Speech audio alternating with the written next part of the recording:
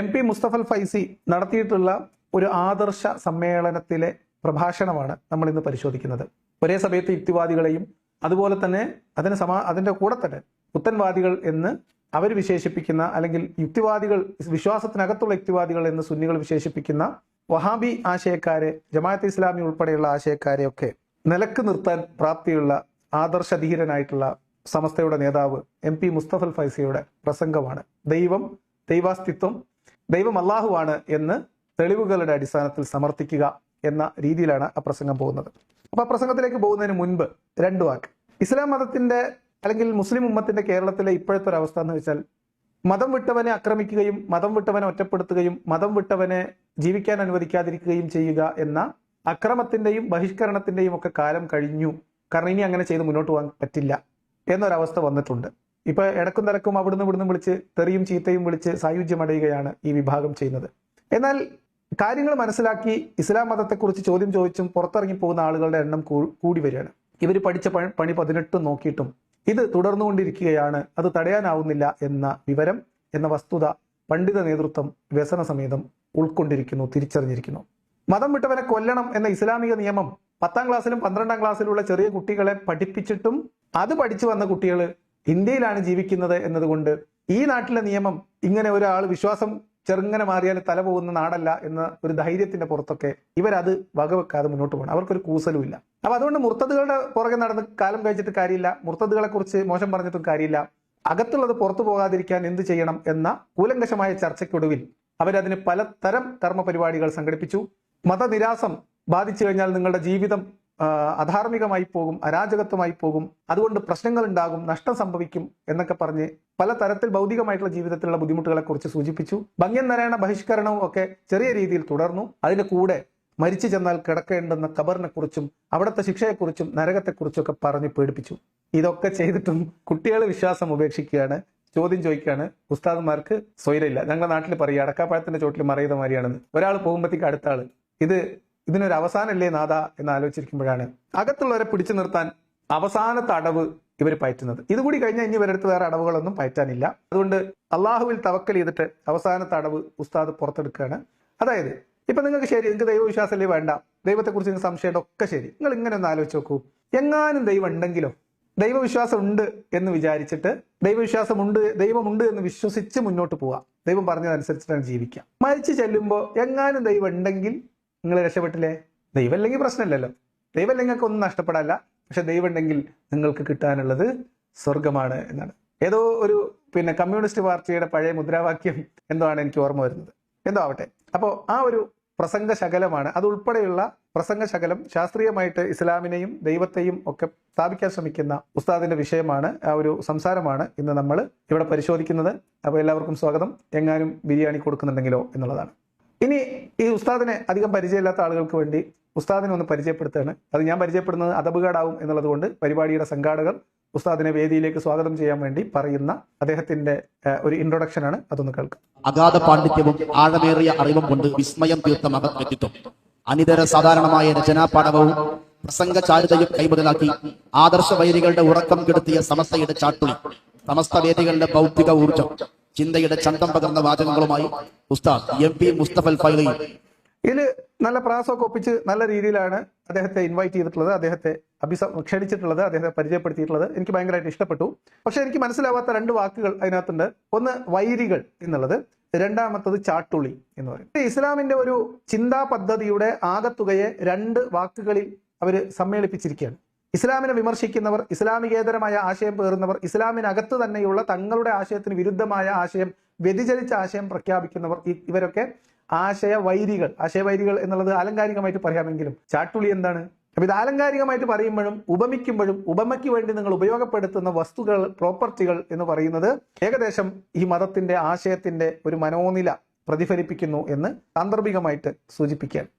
ഇനി നമ്മൾ വിഷയത്തിലേക്ക് വരാം. ദൈവമില്ല എന്ന് പറയുന്ന യുക്തിവാദികളുണ്ട്. അവർ യുക്തിവാദികളല്ല, യുക്തിവാദികളാണ്.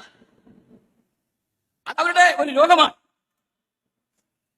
മതവിശ്വാസികളെ സംബന്ധിച്ചിടത്തോളം അവർക്ക് ഒരു വിവരവുമില്ല എന്ന് അവർ പറയുന്നു. ഞങ്ങൾ ചിന്തിക്കുന്നവരാണ്, ബുദ്ധിയുള്ളവരാണ് എന്ന് പറയുന്നു. ഇദ്ദേഹത്തിന് നേരത്തെ പറഞ്ഞ ഇൻട്രൊഡക്ഷനുമായിട്ട് ബന്ധപ്പെട്ട് ഇദ്ദേഹത്തിന്റെ പാണ്ഡിത്യം ഏത് മേഖലയിലാണെന്ന് നമുക്കറിയില്ല. പക്ഷെ ഇദ്ദേഹം യുക്തിവാദത്തെക്കുറിച്ച് പറഞ്ഞ ആശയങ്ങൾ പൂർണ്ണമായും തെറ്റാണ്. യുക്തിവാദം എന്ന് പറഞ്ഞാൽ ദൈവമില്ല എന്ന് വാദിച്ചു നടക്കൽ അല്ല, അതല്ല യുക്തിവാദം. യുക്തിവാദികൾ മതത്തിനകത്തുള്ള ആളുകൾക്ക് ബുദ്ധിയില്ലാത്തവരാണ്, അവർക്ക് വിവരമില്ലാത്തവരാണ്, അവർ വിദ്യാഭ്യാസം ഇല്ലാത്തവരാണ് എന്ന് പറഞ്ഞു നടക്കാറുള്ളതായിട്ടും എനിക്കറിയില്ല. അങ്ങനെ പറയുന്നതും യുക്തിഭദ്രമല്ല, അങ്ങനെ പറയുന്നത് ശരിയുമല്ല. ഇപ്പം മുസ്ലിങ്ങളൊക്കെ വിവരം കെട്ടവരും അത്തരം പ്രയോഗങ്ങൾ നടത്തുന്നതും അവർക്ക് ബുദ്ധിയില്ല, അവർക്ക് മറ്റു പല തെറ്റായിട്ടുള്ള പദപ്രയോഗങ്ങൾ നടത്തുന്ന ആൾക്കാരുണ്ടെങ്കിൽ അത് തിരുത്തണം, അതിന്റെ ആവശ്യമില്ല. വിവരവും ഒരാളുടെ വിദ്യാഭ്യാസവും അയാളുടെ വിവരവും അയാളുടെ ദൈവവിശ്വാസവും തമ്മിൽ നേരിട്ട് ബന്ധമൊന്നും ഇല്ല എന്നാണ് എന്റെ മനസ്സിലാക്കൽ. അപ്പോൾ അങ്ങനെ ആരെങ്കിലും പറയുന്നുണ്ടെങ്കിൽ ചെയ്യാൻ പാടില്ല എന്നാണ് എന്റെ അഭിപ്രായം. ഞാൻ അങ്ങനെ പറയാറില്ല, അത് എന്റെ രീതിയുമല്ല. അതേ സമയത്ത് യുക്തിവാദികൾ മതവിശ്വാസികളെ കുറിച്ച് ഇങ്ങനെയൊക്കെ ആക്ഷേപം പറയുന്നു എന്ന് പറയുന്ന ഈ ഉസ്താദിന് യുക്തിവാദികളെ കുറിച്ചുള്ള അഭിപ്രായം എന്താണ് എന്നുകൂടി അറിയണമല്ലോ, അദ്ദേഹത്തിന്റെ നിലപാട് എന്താണ് എന്ന് അറിയണമല്ലോ. അദ്ദേഹത്തിന്റെ അഭിപ്രായം എന്ന് പറഞ്ഞാൽ സമസ്തയുടെ അഭിപ്രായമാണ്. കാരണം ആശയ പ്രചാരണ രംഗത്ത് സമസ്തയുടെ ചാട്ടുളിയാണ് അദ്ദേഹം. അതുകൊണ്ട് അദ്ദേഹത്തിന്റെ വാക്കുകൾ എന്ന് പറഞ്ഞാൽ മുസ്ലിം സമൂഹത്തിന്റെ പൊതുവെയുള്ള അഭിപ്രായമായിട്ട് നമുക്ക് എടുക്കാം. യുക്തിവാദികൾ എന്താണ് പഠിച്ചത്? ഒന്നും പഠിച്ചിട്ടില്ല, ഒന്നും അറിയില്ല. താഴെ ക്ലാസ്സിൽ ബെഞ്ച് പറഞ്ഞു മേലെ ക്ലാസ്സിലെത്തി. ഇതാണ് അവരുടെ വിദ്യാഭ്യാസത്തിന്റെ യോഗ്യത. വേറെ ഒന്നും അവർക്ക് അറിഞ്ഞുകൂടാ, ഒന്നും പഠിച്ചിട്ടില്ല. അതെ, അപ്പൊ യുക്തിവാദികൾ എങ്ങനെയൊന്നും പറയാറില്ല, മീൻസ് വിശ്വാസികളെ കുറിച്ച് അങ്ങനെ പറയുന്നു എന്ന് പറഞ്ഞിട്ട് ഉസ്താദ് പറയുന്നത് ശരിക്കും യുക്തിവാദികളാണ് സ്കൂളിൽ പോകാത്തവര്. അവർക്ക് യാതൊരു വിവരമില്ല, അവർ ഹയർ ക്ലാസ്സുകളിലേക്ക് എത്തുന്നത് ബെഞ്ച് മറിഞ്ഞിട്ട് മുകളിലെ ക്ലാസ്സിലേക്ക് എത്തുകയാണ്. അതായത് നമ്മളെ നാടൻ പ്രയോഗങ്ങളിലൂടെ ചെറിയ കാലത്ത് LP UP സ്കൂളിൽ പഠിക്കുന്ന സാധാരണ കുട്ടികളുടെ ഇടയിൽ പറയുന്ന തമാശ പോലെ അതിനെയാണ് വലിയ ഒരു സംഭവമായിട്ട് ഇദ്ദേഹം ഇവിടെ ഉദ്ധരിക്കുന്നത്. അപ്പൊ യുക്തിവാദികൾക്ക് വിവരമില്ല എന്ന് ഇദ്ദേഹം സമർത്ഥിക്കുന്നു. ശരി, അപ്പോ ആരാണ് എങ്ങനെയാണ് ആളുകളെ കുറിച്ച് പറയുന്നത് നമുക്കിപ്പോൾ മനസ്സിലായല്ലോ. ഇനി അങ്ങോട്ട് പോവാം. എന്തുകൊണ്ടാണ് യുക്തിവാദികൾക്ക് വിവരമില്ല എന്ന് ഉസ്താദ് പറയാൻ കാരണം? ഇവിടെ ഒരു കാര്യം നാം ശ്രദ്ധിക്കണം. ലോകത്ത് ഒരുപാട് മതങ്ങളുണ്ട്. ആ മതങ്ങളിൽ പലതും ഭൂരിഭാഗവും ദൈവത്തെ അംഗീകരിക്കുന്ന മതങ്ങളാണ്. ആ മതങ്ങൾക്ക് ഒരുപാട് ആചാരങ്ങളുണ്ട്. പക്ഷേ ആ മതങ്ങളുടെ വിശ്വാസങ്ങളോ ആചാരങ്ങളോ ഒന്നും തൊടാതെ, തൊടണമെന്നല്ല നാം പറയുന്നത്, അതൊന്നും തൊടാതെ ഇസ്ലാമിനെ മാത്രം വിമർശിക്കും. ഇസ്ലാമിന്റെ അള്ളാഹുവെ മാത്രം ചോദ്യം ചെയ്യുക, ഇസ്ലാമിന്റെ ആചാര കാര്യങ്ങളെ മാത്രം ചോദ്യം ചെയ്യുക. ഇതാണ് ഈ പിരിവാദികളുടെ പടി. വിമർശിക്കണമെങ്കിൽ എല്ലാവരെയും വിമർശിക്കട്ടെ, വിമർശിക്കണമെന്ന് ഞങ്ങൾ പറയുന്നില്ല, നാം പറയുന്നില്ല. പക്ഷേ ഇതെന്ത് യുക്തിയാ? അപ്പൊ ഇദ്ദേഹത്തിന് യുക്തിവാദം എന്താണെന്നതിനെ കുറിച്ച് കാര്യമായ ധാരണയില്ല എന്ന് വേണം മനസ്സിലാക്കാൻ. അല്ലെങ്കിൽ അദ്ദേഹം മുന്നിലിരിക്കുന്ന ആളുകളെ കബളിപ്പിക്കാൻ ശ്രമിക്കുന്നു. യുക്തിവാദികൾ ഇസ്ലാമിനെ മാത്രം വിമർശിക്കുന്നവരാണ് എന്നത് എന്നെ സംബന്ധിച്ച് പുതിയ അറിവാണ്. എന്നാൽ ഇസ്ലാമിനെ മാത്രം വിമർശിക്കുന്ന, ഇസ്ലാം മതം ഉപേക്ഷിച്ച, ഇസ്ലാം മതത്തിന് അകത്തും പുറത്തുള്ള കുറെ ആളുകൾ ഉണ്ട്. അവര് ഇസ്ലാമിന്റെ ആധുനിക കാലത്തെ മുസ്ലിം സമൂഹത്തിൽ ഉൾച്ചേർന്നിട്ടുള്ള ചില കാര്യങ്ങൾ, അവരുടെ ഇടയിലുള്ള കാര്യങ്ങൾ, ഗ്രന്ഥത്തിലുള്ള കാര്യങ്ങൾ, കാലികമായിട്ട് പരിഷ്കരിക്കേണ്ടുന്ന കാര്യങ്ങൾ, അതിനെക്കുറിച്ച് പറയുന്നവർ മതത്തിനകത്തും പുറത്തും എല്ലാ കാലത്തും ഉണ്ട്. ഇസ്ലാമിനെ മാത്രം വിമർശിക്കുന്നവരുണ്ട്, ഇസ്ലാമിനെ വിമർശിക്കാതെ യുക്തിഭദ്രമായ ആശയങ്ങൾ മാത്രം പ്രചരിപ്പിക്കുന്നവരുണ്ട്, അല്ലെങ്കിൽ ഹിന്ദുമതത്തെ മാത്രം വിമർശിക്കുന്നവരുണ്ട്. അങ്ങനെ പലരും ഉണ്ട്. അപ്പൊ അതെന്തായാലും ഉസ്താദ് ഒരു ഇമോഷണൽ അപ്പീലാണ് അവിടെ നടത്തുന്നത്. പക്ഷെ അദ്ദേഹത്തിന്റെ വലിയ മനസ്സുകൾ കാണാതെ പോകരുത്. യുക്തിവാദികൾ ഇസ്ലാമിനെ മാത്രം വിമർശിക്കുന്നു എന്ന പരാതി ഉള്ളപ്പോൾ പോലും, നിങ്ങൾ ബാക്കിയുള്ള ഒന്നിനെയും വിമർശിക്കുന്നില്ല എന്ന ആക്ഷേപമുള്ളപ്പോൾ പോലും നിങ്ങൾ ആരെയും വിമർശിക്കാതിരിക്കുന്നതാണ് ഉസ്താദിന് സന്തോഷം. മതങ്ങൾക്ക് പല ആചാരങ്ങൾ ഉണ്ടാവും, വിശ്വാസങ്ങൾ ഉണ്ടാവും, നിങ്ങൾ എന്തിനാണ് ഉപദ്രവിക്കുന്നത് എന്നാണ് ഉസ്താദിന്റെ ചോദ്യം. ആ ചോദ്യം പ്രസക്തമാണ്. ഇത് ഇസ്ലാം ഈ ലോകത്താണ്. ഇസ്ലാമിന്റെ തൗഹീദും അതിന്റെ സംവിധാനങ്ങളും എല്ലാം വളർന്നുകൊണ്ടിരിക്കുകയാണ്. അത് എങ്ങനെയെങ്കിലും ആ വളർച്ച മുരടിപ്പിക്കണം. വേറെ ഉള്ളതിനെ കുറിച്ചൊന്നും അവർക്ക് ചിന്തിക്കേണ്ടതില്ല. അതങ്ങനെ അവരുടെ അഭിപ്രായത്തിൽ അതങ്ങനെ ഇല്ലാതായിക്കൊണ്ടിരിക്കുകയാണ്. പക്ഷേ ഇസ്ലാം അങ്ങനെയല്ല, വളർന്നുകൊണ്ടിരിക്കുന്നു. യൂറോപ്പിന്റെ വിവിധ ഭാഗങ്ങൾ പരിശോധിച്ചാൽ വലിയ വലിയ ശാസ്ത്രജ്ഞന്മാരും പണ്ഡിതന്മാരും ചിന്തകന്മാരും അനുദിനം ഇസ്ലാം മതത്തിലേക്ക് ഒഴുകിക്കൊണ്ടിരിക്കുകയാണ്. അതുകൊണ്ട് ഇതിന് തടയണം. അതിനാണ് അവർ ഇസ്ലാമിനെ മാത്രം മുന്നിൽ നിർത്തിക്കൊണ്ട് വിമർശിക്കുന്നത്. പല ആളുകൾക്ക് സംശയമുണ്ട്, എന്തുകൊണ്ടാണ് ഇസ്ലാമിനെ മാത്രം വിമർശിക്കുന്നത്, എന്തുകൊണ്ടാണ് ഇസ്ലാമിനെ മാത്രം വിമർശിക്കുന്നത്? ഇപ്പൊ ടെക്നിക്ക് പിടികിട്ടിയില്ലേ? കാരണം ഇസ്ലാം മാത്രമാണ് അനുദിനം വളർന്നുകൊണ്ടിരിക്കുന്നത്. ലോകമെമ്പാടുമുള്ള ശാസ്ത്ര വിദഗ്ധരും പ്രമുഖരും പ്രശസ്തരുമായിട്ടുള്ള വ്യക്തികളും ഒക്കെ ഇസ്ലാമിലേക്ക് അനുദിനം ഒഴുകിക്കൊണ്ടിരിക്കുകയാണ്. ആ ഒഴുക്ക് തടയാനും ഇസ്ലാമിന്റെ വളർച്ചയ്ക്ക് ഒരു വിലങ്ങ് തടിയാവാനും വേണ്ടിയിട്ടുള്ള, ശരിക്കു പറഞ്ഞാൽ ഇസ്ലാം മത വിമർശകർക്കും യുക്തിവാദികൾക്കും കണ്ണുകടിയാണ്. ഇസ്ലാമിന്റെ വളർച്ച കണ്ട് സഹിക്കാതെ കണ്ണുകടി കൊണ്ടാണ് ഇസ്ലാമിനെ വിമർശിക്കുന്നത് എന്നാണ് ഉസ്താദിന്റെ കണ്ടെത്തൽ. അതെന്തായാലും നന്നായിട്ടുണ്ട്. അപ്പോ 2-3 കാര്യങ്ങൾ എല്ലാം ഉസ്താദിന്റെ ഒരു താല്പര്യത്തിന് അങ്ങ് പറഞ്ഞു പോവാണ്. ഒന്ന്, യുക്തിവാദം എന്ന് പറഞ്ഞാൽ ദൈവമില്ല എന്ന് പറഞ്ഞു നടക്കൽ മാത്രമല്ല. 2, യുക്തിവാദികൾ ഇസ്ലാമിനെ മാത്രം വിമർശിക്കുന്നവരല്ല. 3-മത്തെ കാര്യം, ഇസ്ലാമിനെ വിമർശിക്കുന്നവർ ഇസ്ലാമിനെ വിമർശിക്കുന്നത് ഇസ്ലാമിന്റെ വളർച്ച കണ്ട് കണ്ണുകടി ഉണ്ടായിട്ടും അല്ല. ഇസ്ലാമിന്റെ അവകാശവാദങ്ങളും ഇസ്ലാം മനുഷ്യ സമൂഹത്തിൽ ചെയ്തുകൊണ്ടിരിക്കുന്ന കാര്യങ്ങളും ഇസ്ലാം ആ മതത്തിന്റെ അണികളോട് കാണിക്കുന്ന കാര്യങ്ങളും മതത്തിനകത്തുള്ള സ്ത്രീകളോടും കുട്ടികളോടും കാണിക്കുന്ന അനീതിയും അതിന് ഗ്രന്ഥവും പ്രത്യയശാസ്ത്രവും അള്ളാന്റെ നിയമവും പറഞ്ഞ് ന്യായീകരണം ചമയ്ക്കുന്നതും ജനാധിപത്യ രാജ്യങ്ങളിൽ പോലും ഭരണഘടന നൽകുന്ന അവകാശങ്ങൾക്ക് അവർക്ക് അവകാശം നിഷേധിക്കുന്ന, സ്ത്രീകൾക്ക് ഉൾപ്പെടെയുള്ളവർക്ക് അവകാശം നിഷേധിച്ചുകൊണ്ട് മതഗ്രന്ഥം കൊണ്ട് ഭരണഘടനയെ തടഞ്ഞു നിർത്താൻ ശ്രമിക്കുന്ന മൗലികവാദത്തിനെതിരെയാണ് ഇസ്ലാം മത വിമർശകർ വിമർശനം ഉന്നയിക്കുന്നത്. മതാന്ധത കൊണ്ട് മനുഷ്യർ എന്ന ഒരു പരിഗണനയ്ക്ക് അപ്പുറത്തേക്ക് മുസ്ലിം എന്ന ഗോത്ര ചിന്തയിലേക്ക് മുസ്ലിങ്ങളെ ചുരുക്കിക്കെട്ടാൻ ശ്രമിക്കുമ്പോൾ, ആഗോള മനുഷ്യർ എന്ന ചിന്തയിലേക്ക് അവരെ വളരാൻ അനുവദിക്കാതെ തടഞ്ഞു പിടിക്കാൻ ശ്രമിക്കുമ്പോൾ, ഇസ്ലാം മാത്രമാണ് ഏറ്റവും മികച്ചത് എന്ന്, ഇസ്ലാം അല്ലാത്തതെല്ലാം വഴിപഴിച്ചതാണ് എന്ന് പറയുമ്പോൾ അത് തമ്മിൽ മാറ്റുരച്ച് നോക്കുന്നതിന് ഇങ്ങനെ പല കാരണങ്ങൾ കൊണ്ടാണ് ഇസ്ലാമിനെ വിമർശിക്കുന്നത്. എന്റെ കാര്യം വ്യക്തിപരമായിട്ട് പറഞ്ഞാൽ, ഇസ്ലാമിന്റെ സാമൂഹ്യ നിയമങ്ങളിലുള്ള അസഹിഷ്ണുതയും അപരമത വിദ്വേഷവും വെറുപ്പും സ്ത്രീവിരുദ്ധതയും കുട്ടികളോട് ഉൾപ്പെടെയുള്ളവരോട് കാണിക്കുന്ന അനീതിയും ഇതൊക്കെയാണ് ഇസ്ലാം മതത്തെ വിമർശിക്കണം എന്ന് ഞാൻ തീരുമാനിക്കാൻ കാരണം. അപ്പോ എന്തായാലും നമ്മൾ വിഷയത്തിലേക്ക് വരാം. നമ്മൾ വിഷയത്തിൽ നിന്ന് ഒരുപാട് അങ്ങ് അകന്നുപോയി. അള്ളാഹു ഉണ്ടോ ഉണ്ടല്ലയോ, ഇതിലേക്ക് നമ്മൾ വരണം. അള്ളാഹു ഉണ്ടോ ഇല്ലേ എന്ന വിഷയം ഖുർആൻ അടിസ്ഥാനപരമായി പറയുന്നു. അത് ചിന്തിക്കേണ്ട വിഷയമല്ല, അത് ഉണ്ട് എന്നുള്ളത് തീർച്ചയാണ്. നിങ്ങൾ നോക്കൂ, ഫ്രഞ്ച് ഭൗതിക ശാസ്ത്രജ്ഞൻ, ഫ്രഞ്ച് ഒട്ടാകെ നാം വിലയിരുത്തുമ്പോൾ അവിടുത്തെ ഏറ്റവും വലിയ ഗണിത ശാസ്ത്രജ്ഞനാണ് ബ്ലെൻസ് പാസ്കൽ എന്ന് പറയുന്ന പണ്ഡിതൻ. അദ്ദേഹം പറഞ്ഞു, ബ്ലെയ്സ് പാസ്കൽ ആയിരിക്കും ഉദ്ദേശിച്ചത്. അപ്പൊ അദ്ദേഹം എന്ത് പറഞ്ഞു എന്നതാണ്. നമുക്ക് ഖുർആനിൽ എന്ത് പറഞ്ഞു, അള്ള ഉണ്ടോ എന്ന് ഖുർആനിൽ നോക്കിയാൽ ഒരു സംശയമില്ല, അള്ള ഉണ്ട് എന്ന് ഖുർആനിലുണ്ട്. കാരണം ഖുർആനിൽ ഇഷ്ടം പോലെ തവണ അള്ള എന്ന് പറഞ്ഞിട്ടുണ്ട്, അള്ളയാണ് ഇതൊക്കെ സൃഷ്ടിച്ചിട്ടുള്ളതെന്ന് പറഞ്ഞിട്ടുണ്ട്.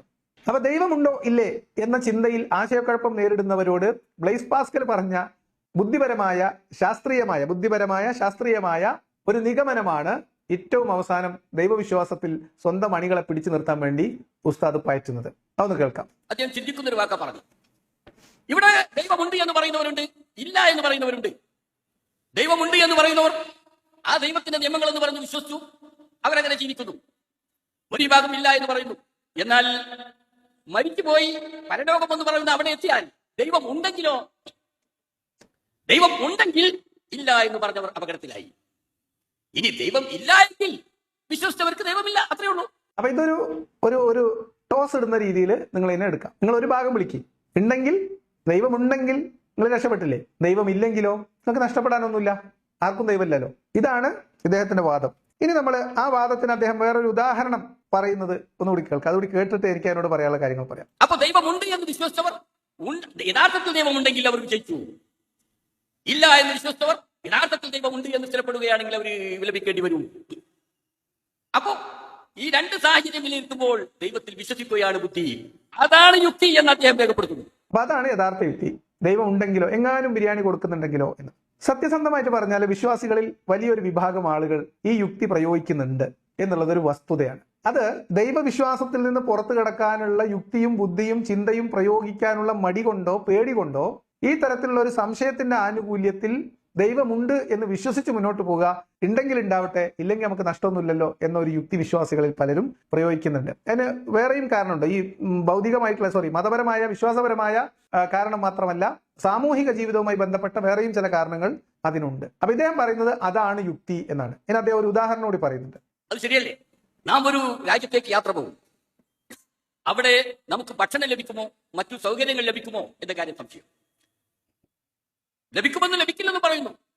എന്നാൽ നാം അവിടെ ലഭിക്കില്ല എന്ന നിലയ്ക്ക് വല്ലതും ശേഖരിച്ചു അങ്ങോട്ട് പോകുന്നത് അതല്ലേ ബുദ്ധി.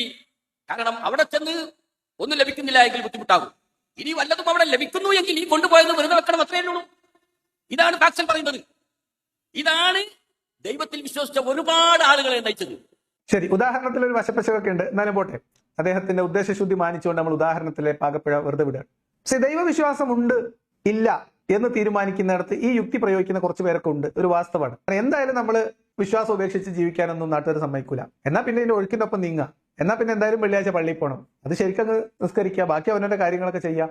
ഇനി എങ്ങാനും ഉണ്ടെങ്കിൽ ഉണ്ടാവട്ടെ, എങ്ങാനും ബിരിയാണി കൊടുത്താലോ എന്നുള്ളത്. ഇതിന്റെ രസം എന്താന്ന് വെച്ചാൽ, ഈ ഒരു ആശയം അവസാന ഘട്ടത്തിൽ ദൈവത്തിന്റെ തെളിവിന് ഒരു സപ്പോർട്ടിംഗ് ആയിട്ട് ഒരു ഇസ്ലാം മത പണ്ഡിതൻ പറയേണ്ടി വരിക എന്ന ഗതികേട്, ആ ഗതികേടിന്റെ ആഴം എത്രയാണെന്ന് മനസ്സിലാക്കണമെങ്കിൽ ഈ ഒരു വാദഗതിയുമായിട്ട് ഒരാള് ഇസ്ലാം മതത്തിൽ ജീവിച്ചാൽ അയാളുടെ ഗതി എന്തായിരിക്കും എന്നറിഞ്ഞാൽ മതി. ഇപ്പൊ കേവലമായ ദൈവവിശ്വാസം ഉണ്ടോ ഇല്ലേ എന്ന് ചിന്തിക്കുന്ന ഏതെങ്കിലും ഒരാൾക്ക് അങ്ങനെ ചിന്തിച്ച് പോവുകയാണെങ്കിൽ അങ്ങനെ പോട്ടെ എന്ന് നമുക്ക് വിചാരിക്കാം. പക്ഷെ ഇത് പറയുന്നത് ഇസ്ലാം മത പണ്ഡിതനാണ്, സമസ്തയുടെ നേതാവാണ്. അദ്ദേഹത്തോട് ഒറ്റ ചോദ്യം, എങ്ങാനും ദൈവം ഉണ്ടെങ്കിലോ എന്ന ചിന്തയിൽ ഒരാൾ, എങ്ങാനും അള്ളാഹു ഉണ്ടെങ്കിലോ പരലോകമുണ്ടെങ്കിലോ എന്ന ചിന്തയിൽ ഒരു ചാൻസ് എടുക്കണ്ട എന്ന് വിചാരിച്ചിട്ട്, റിസ്ക് എടുക്കണ്ട എന്ന് വിചാരിച്ചിട്ട് ദൈവവിശ്വാസിയായി മുന്നോട്ട് പോയാൽ ഇസ്ലാം മതത്തിന്റെ കാഴ്ചപ്പാടനുസരിച്ച് ആ വ്യക്തി സത്യവിശ്വാസിയാണോ, ഈമാനുള്ള ആളാണോ, അതോ അവിശ്വാസിയാണോ, മുനാഫിക്കാണോ? നിങ്ങൾ പറഞ്ഞാൽ മതി. ഉസ്താദ് പറയുന്ന യുക്തി, ബ്ലെയ്സ് പാസ്കൽ പറഞ്ഞ ഈ യുക്തി ഒരുപാട് ആളുകൾ വിശ്വാസികൾ പ്രയോഗിച്ചുകൊണ്ടിരിക്കുന്ന ഈ യുക്തി ഇസ്ലാം പറയുന്ന അള്ളാന്റെ അടുത്ത് വിലപ്പോകുന്നതല്ല.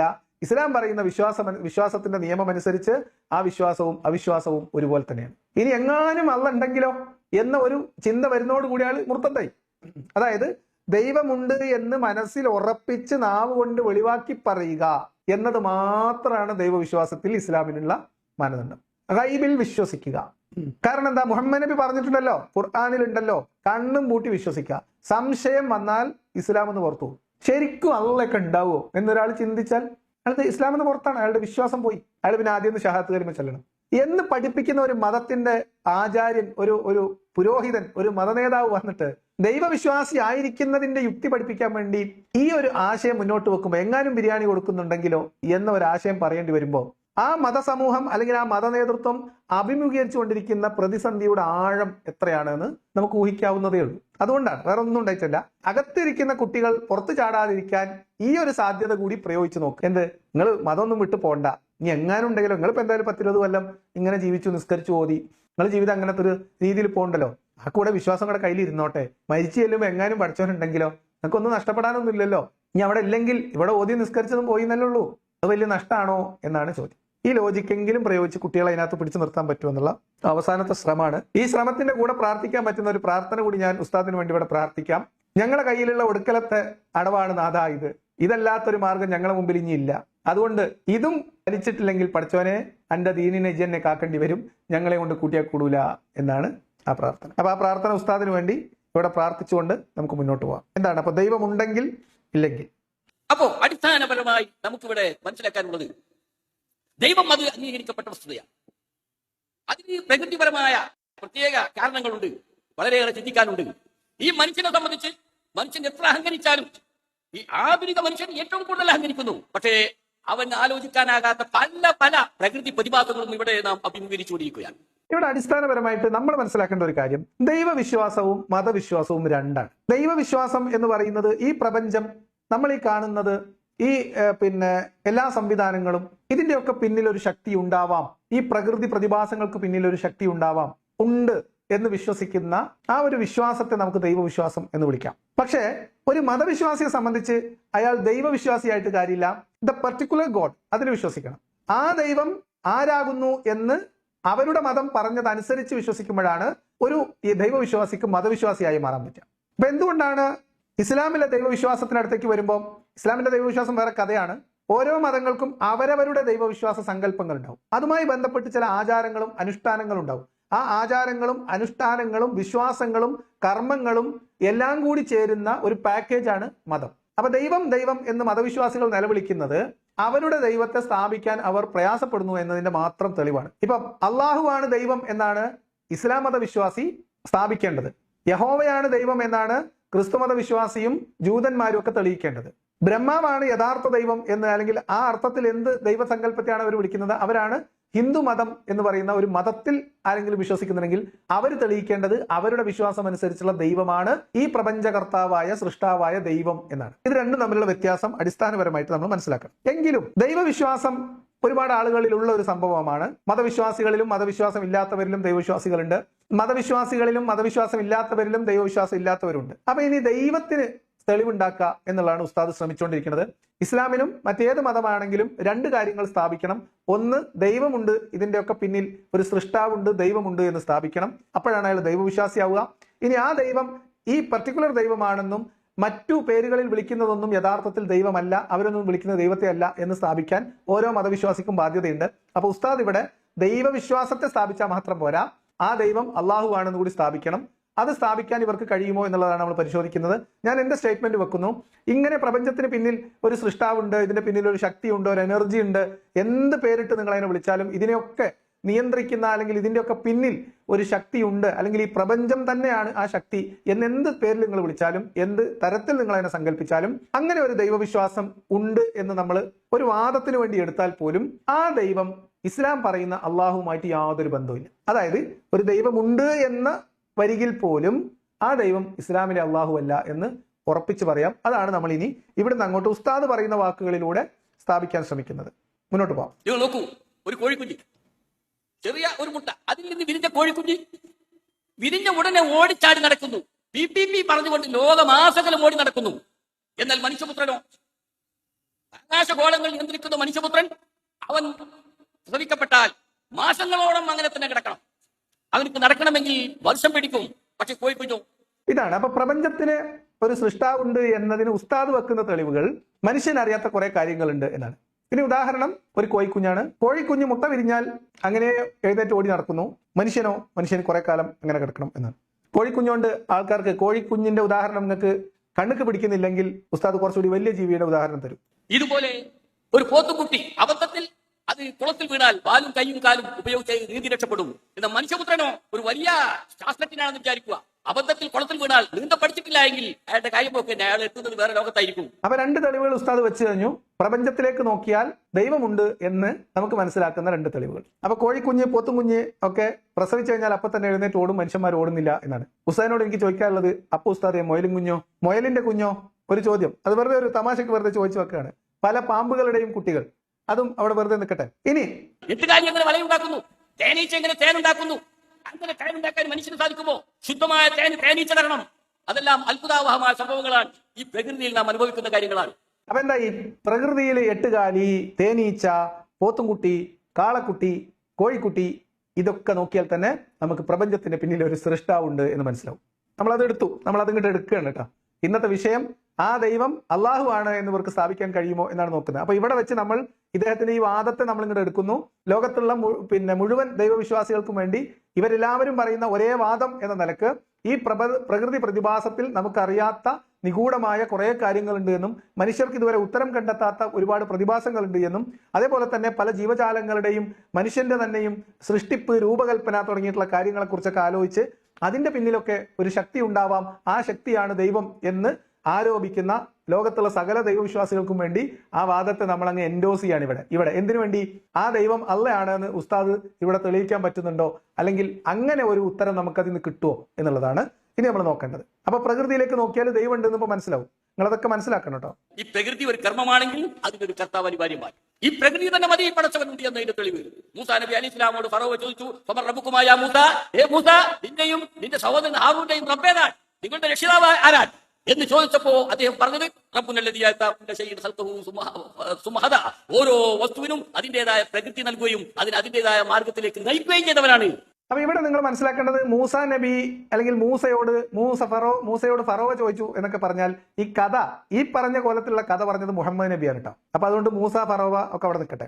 ഈ പ്രകൃതി പ്രതിഭാസങ്ങൾക്ക് പിന്നിലുള്ള ശക്തി, അങ്ങനെ ഒരു ശക്തി ഉണ്ട് എന്ന് വിശ്വസിക്കുന്നവർക്ക് ആ ശക്തി അള്ളാഹു ആണ് എന്ന് ബോധ്യപ്പെടത്തക്ക വല്ല തെളിവും ഉണ്ടോ എന്നാണ് നമ്മൾ അന്വേഷിക്കുന്നത്. അപ്പൊ അവർക്ക് വേണ്ടി, ദൈവവിശ്വാസം ഉള്ളവർക്ക് വേണ്ടി ആണ് ആ ദൈവം അള്ളാഹു ആണോ എന്ന പരിശോധനയിലേക്ക് നമ്മൾ കടക്കുന്നത്. ഇനി അങ്ങനെ ബോധ്യപ്പെടുകയാണെങ്കിൽ ഓല എല്ലാവരും ഇസ്ലാം ആയിക്കോട്ടെ, എന്നാ പിന്നെ പ്രശ്നമല്ലല്ലോ. ഇതിന്റെ എല്ലാം പിന്നിൽ പടച്ച തമ്പുരാൻ പ്രവർത്തിച്ചു കൊണ്ടിരിക്കുന്നു എന്നാണ് ബുദ്ധിയുടെ സാക്ഷ്യം. ലോകത്തെ ശാസ്ത്രജ്ഞന്മാരല്ല അതെല്ലാം പറഞ്ഞിരിക്കുന്നത്. പിന്നെ ഒന്നും അറിയാത്ത ഈ യുക്തിവാദികളെ സംബന്ധിച്ചിടത്തോളം വിലപിക്കുകയല്ലാതെ നിർവാഹമില്ല. സഹോദരന്മാരെ, അള്ളാഹു ആണ് പ്രപഞ്ചത്തിന്റെ സൃഷ്ടാവായ ദൈവം എന്ന് മൂസാ നബി ഫറോവയോട് മറുപടി പറഞ്ഞു എന്ന മുഹമ്മദിന്റെ വാദത്തെ മുൻനിർത്തിയിട്ട് പ്രപഞ്ച സൃഷ്ടാവ് എന്ന് പറഞ്ഞാൽ അത് ഇസ്ലാം പഠിപ്പിച്ച അള്ളാഹു ആണ് എന്ന് പറഞ്ഞു വെക്കുകയും എന്നിട്ട് ദൈവം ഉണ്ടാവേണ്ടത് അത്യാവശ്യമാണ് എന്ന് പ്രകൃതി പ്രതിഭാസത്തെ ചൂണ്ടിക്കാണിച്ചിട്ട് നമ്മളോട് പറയുകയും ആ ദൈവം അള്ളാഹു ആണ് എന്ന് തൊള്ളപ്പുട്ടടിക്കുകയും ചെയ്യുന്നു. എന്നല്ലാതെ ദൈവമുണ്ട് എങ്കിൽ ആ ദൈവം അള്ളാഹു ആണ് എന്നതിന് ഇവരുടെ കയ്യിൽ യാതൊരു തെളിവില്ല. ആകെയുള്ള തെളിവ് ഖുർആനാണ്. ഖുർആനിൽ ദൈവത്തെക്കുറിച്ച് മുഹമ്മദിനോട് ചോദിക്കപ്പെടുന്നുണ്ട്. മീൻസ് ഖുർആനിലല്ല, മുഹമ്മദിന്റെ കാലഘട്ടത്തിൽ മുഹമ്മദിനോട് ദൈവത്തെക്കുറിച്ച് ചോദിക്കുന്നു. മുഹമ്മദെ, നിങ്ങൾ പറയുന്നു എല്ലാത്തിനെയും സൃഷ്ടിച്ചത് അള്ളാഹു ആണ് എന്ന്, എങ്കിൽ അള്ളാഹുവിനെ സൃഷ്ടിച്ചത് ആരാണ്? നിങ്ങളുടെ അള്ളാഹു എന്താണ് എന്നൊക്കെ ചോദിച്ചപ്പം ഖുർആനിൽ പറഞ്ഞ ചില വാചകങ്ങളുണ്ട്.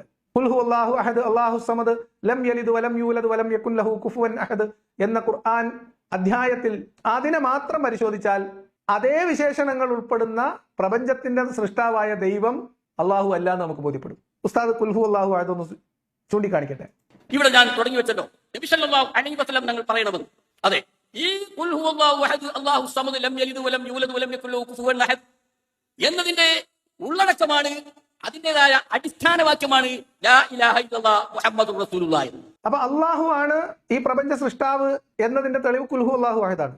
ഖുൽ ഹുവല്ലാഹു അഹദ് എന്ന ആ ഒരു ഖുർആൻ വചനത്തിന്റെ അല്ലെങ്കിൽ ഖുർആനിന്റെ തെളിവ് ഷഹാദത്ത് കലിമയാണ്. നിങ്ങൾ കൺഫ്യൂഷൻ ആവാൻ സാധ്യതയുണ്ട്. അതിലേക്ക് പോകുന്നതിന് മുമ്പ് നമുക്ക് ഖുൽ ഹുവല്ലാഹു അഹദ് ഒന്ന് പരിശോധിച്ചിട്ട് പോവാം. ഖുൽ ഹുവല്ലാഹു അഹദ്. മുഹമ്മദിന്റെ മുഹമ്മദിന്റെ ദൈവത്തെക്കുറിച്ച്, മുഹമ്മദിന്റെ ദൈവസങ്കല്പത്തെക്കുറിച്ച് ചോദിച്ചപ്പം മുഹമ്മദ് പറയാണ്, ഖുൽ നബിയെ താങ്കൾ പറയുക, ഹു അല്ലാഹു അഹദ്, അള്ളാഹു ഏകനാണ്. അവന് വേറെ എന്താ പറയാ പങ്കുകാരില്ല, അല്ലെങ്കിൽ അവന് സഹായികളായിട്ട് ആരെയും ആശ്രയിക്കുന്നില്ല, അവൻ ആരെയും ജനിപ്പിച്ചിട്ടില്ല, അവൻ ആരാലും ജനിക്കപ്പെട്ടവനുമല്ല, അവൻ എല്ലാ കാര്യത്തിനും കഴിവുള്ളവനാണ്. ഈ ഓരോരോ കാര്യങ്ങൾ എടുത്താൽ അള്ളാഹു എല്ലാ കാര്യത്തിനും കഴിവുള്ളവനാണോ? അല്ല. അള്ളാഹു തുടക്കം മുതൽ തൊട്ടതൊക്കെ പഴച്ച ഒരു ദൈവമാണ്. അള്ളാഹു ഖുർആനിൽ മനുഷ്യനെ സൃഷ്ടിച്ചതിന്റെ ഉദ്ദേശം പറയുന്നിടത്ത് മനുഷ്യനെ അള്ളാഹു അവൻ ആരാധന ചെയ്യാൻ വേണ്ടി സൃഷ്ടിച്ചു എന്നാണ് പറയുന്നത്. ആ ഉദ്ദേശം നടന്നിട്ടില്ല. പ്രവാചകനോട് കേവലമായിട്ട് നിങ്ങൾ സന്ദേശം അയച്ചാൽ മതി, എത്തിച്ചാൽ മതി എന്ന് പറഞ്ഞ അള്ളാഹ് പിന്നീട് തിരുത്തി പറയുന്നുണ്ട്. വാളെടുത്തോ, അല്ലാണ്ട് രക്ഷയില്ല, കൂട്ടിയാ കൂടൂല എന്ന് മദീനയിലേക്ക് എത്തുമ്പോൾ പറയുന്നുണ്ട്. അള്ളാഹു എല്ലാ കാര്യത്തിനും ശക്തിയുള്ള ആളല്ല. നിങ്ങളിൽ നിന്ന് അള്ളാഹുവിന് വേണ്ടി കടം കൊടുക്കാൻ ആരുണ്ട് എന്ന് മദീനയിൽ പോയിട്ട് കടം ചോദിക്കുന്ന അള്ളാഹ് നിങ്ങൾക്ക് കിതാബിൽ കാണാൻ പറ്റും. അള്ളാഹ് മദീനക്കാരായിട്ടുള്ള അൻസാറുകളോട് പൈസ കടം ചോദിക്കുന്നത് നമുക്ക് കാണാൻ പറ്റും. അപ്പൊ അള്ളാഹു എല്ലാ കാര്യത്തിനും കഴിവുള്ളവനല്ല. അള്ളാഹു ആരെയും ജനിപ്പിച്ചിട്ടില്ലേ? ആദമിനെ ഊതിയത് നമ്മൾ വിട്ടു. അള്ളാഹു ആണ് ഈസ ബിനു മറിയം എന്ന ഖുർആനിക കഥാപാത്രത്തെ ജനിപ്പിക്കുന്നത്. അതെങ്ങനെയാണ് ജനിപ്പിക്കുന്നത് എന്ന് ഖുർആനിലുണ്ട്. അള്ളാഹ് ജനിപ്പിച്ചിട്ടുണ്ട്. അള്ളാഹ് ഒരാളുടെ പിതാവാണ്.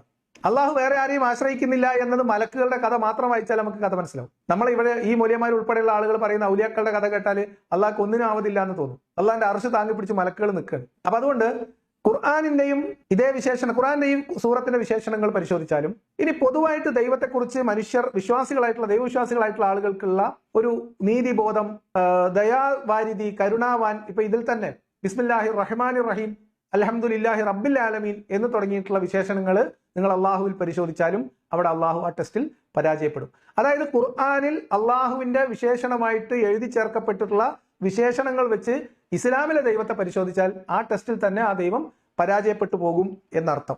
അതിന്റെ കാരണം എന്താന്ന് വെച്ചാൽ, ദൈവം എന്ന ഒരു സങ്കല്പത്തിന് അള്ളാഹു എന്ന ഒരു പേര് കൊടുത്ത് മുഹമ്മദ് എന്ന് പറയുന്ന ഒരു വ്യക്തി ചമച്ച കെട്ടുകഥ മാത്രമാണ് ഇസ്ലാമിലെ ദൈവം, അല്ലെങ്കിൽ ആ അർത്ഥത്തിലുള്ള ഖുർആനിലെ ദൈവം.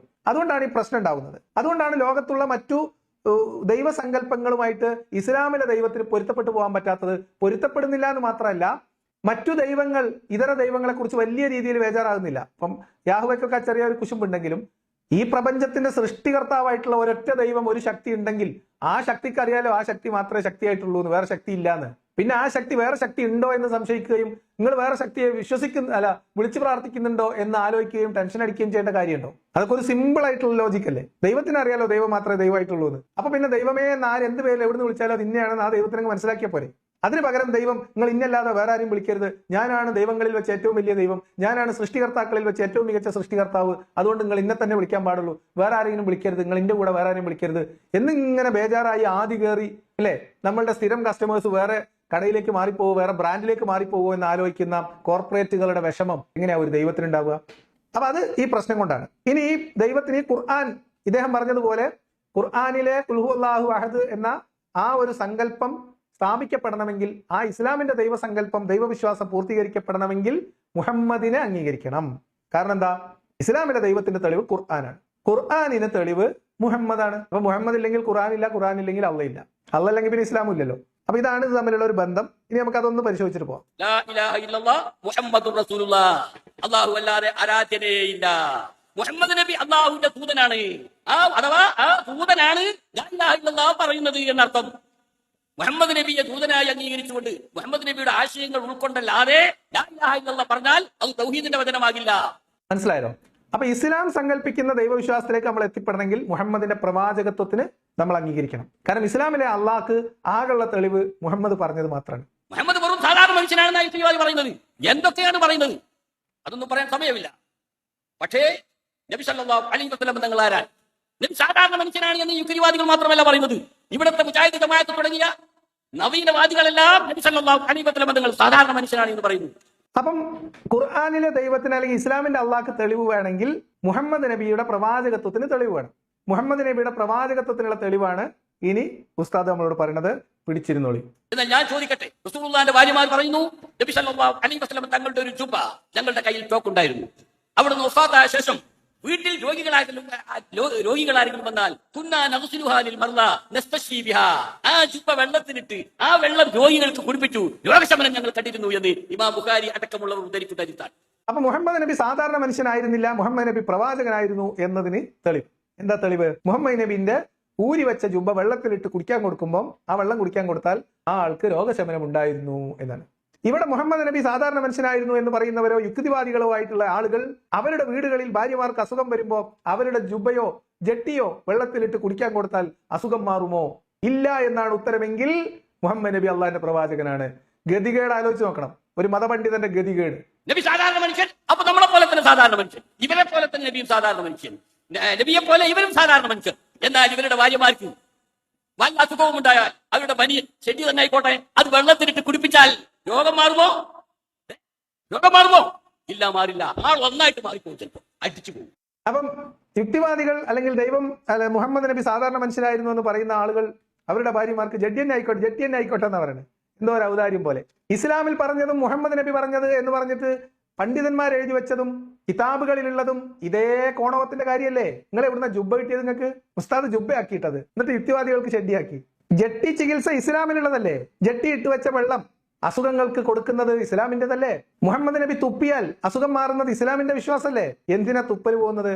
മുഹമ്മദ് നബി തുപ്പുമ്പോ ഒരു ഇറ്റ് ഉമിനീര് പോലും പുറത്തു പോകരുത് എന്ന് പറഞ്ഞിട്ട് ആ ഉമിനീര് വാരി ദേഹത്ത് തേക്കാൻ വേണ്ടി അണികൾ മുഹമ്മദ് തുപ്പാൻ ഒരുങ്ങുന്നതും കാത്ത് കൈകൂപ്പി നിൽക്കുകയായിരുന്നു എന്ന് എഴുതി വെച്ചതും പറയുന്നതും നിങ്ങളല്ലേ? മുഹമ്മദ് നബി അസാധാരണ മനുഷ്യനായിരുന്നു എന്നും മുഹമ്മദ് നബിക്ക് വല്ലാത്ത ചില മോചിതത്തുകൾ ഉണ്ടായിരുന്നു എന്നും സ്ഥാപിക്കാൻ വേണ്ടി മുഹമ്മദ് നബിയുടെ വീട്ടിലെ ജോലിക്കാരി രാത്രി മുഹമ്മദിന്റെ മൂത്രം കുടിച്ചിട്ട് വയറുവേദന മാറ്റി എന്ന് എഴുതി ഉണ്ടാക്കുന്ന വൃത്തികേട് പറയുന്നത് നിങ്ങളല്ലേ?